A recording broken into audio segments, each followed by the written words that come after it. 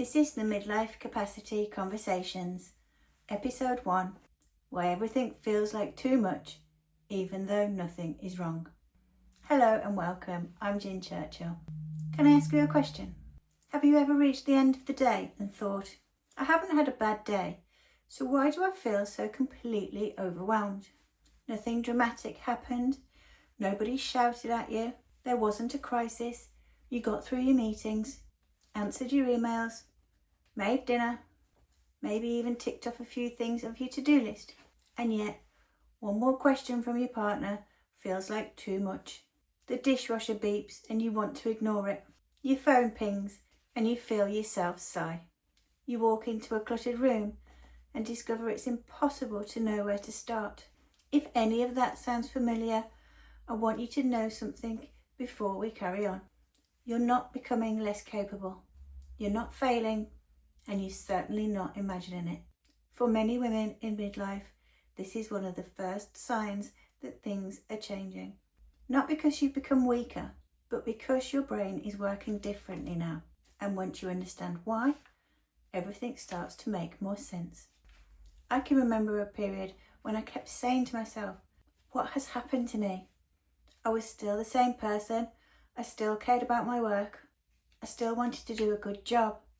But somehow life felt louder, busier, more demanding. Things I used to take in my stride suddenly felt enormous.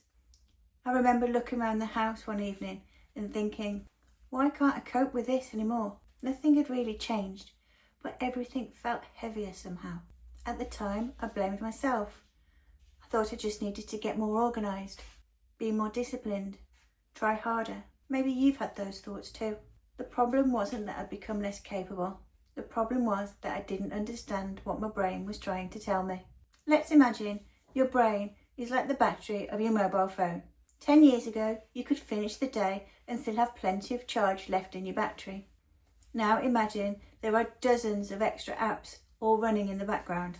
They're not always obvious, but every one of them is using up your energy. Hormonal changes, interrupted sleep, looking after aging parents, supporting teenagers or young adults, managing work, remembering birthdays, paying the bills, keeping relationships going, making decisions constantly throughout the day, planning meals, replying to messages, trying not to forget everything that you've promised to everybody else. Most of those things never even make it onto your to-do list, but your brain is carrying all of them. Psychologists sometimes call this cognitive load or mental load. It's the invisible effort involved in holding all of that information, at the same time making hundreds and thousands of tiny little decisions all day long, and constantly switching your attention between all of those apps. During midlife, that load often increases at exactly the time where your brain is starting to work slightly less efficiently. That's not to say your brain is breaking down, but what it does become less efficient at is filtering out distractions and recovering from stress. So when somebody asks one more question, or the washing machine beeps, or someone interrupts your train of thought, it isn't really about that one thing. That moment is simply the final straw landing on a brain that's already been carrying all of that stuff. The stuff that nobody can see. That's why small things suddenly feel big. And it's not because you're overreacting. It's because you're overloaded. And there's a huge difference. One of the biggest mistakes we make is asking, why can't I cope anymore? I'd love you to replace that question with something much kinder.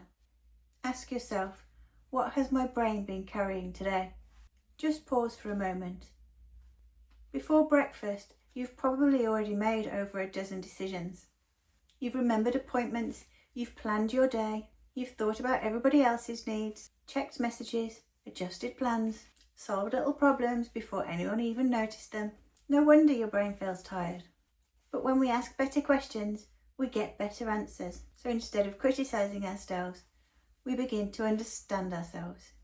And understanding is always the first step towards change.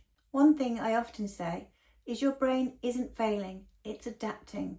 It's responding to changing hormones, changing demands, and years of accumulated responsibility. The problem is, Most of us were never taught how those changes affect the brain. We've been told to push through, work harder, be more organised, get on with it.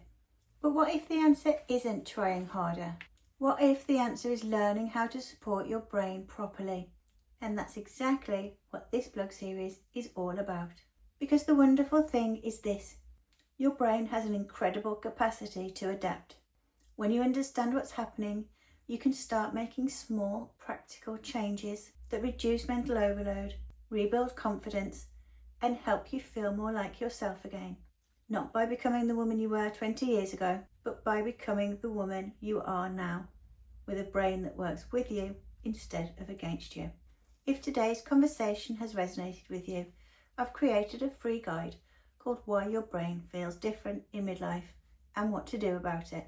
It explains some of the science behind these changes and shares a few simple ways you can start supporting your brain today. You'll find the link to that in the description. And if you'd like to have more conversations like this, I invite you to subscribe to the channel. Next week, we're going to explore something I think almost every woman going through menopause experiences, and that is why you've become so hard on yourself. Until then, take care of yourself and remember, your brain isn't failing, it's adapting.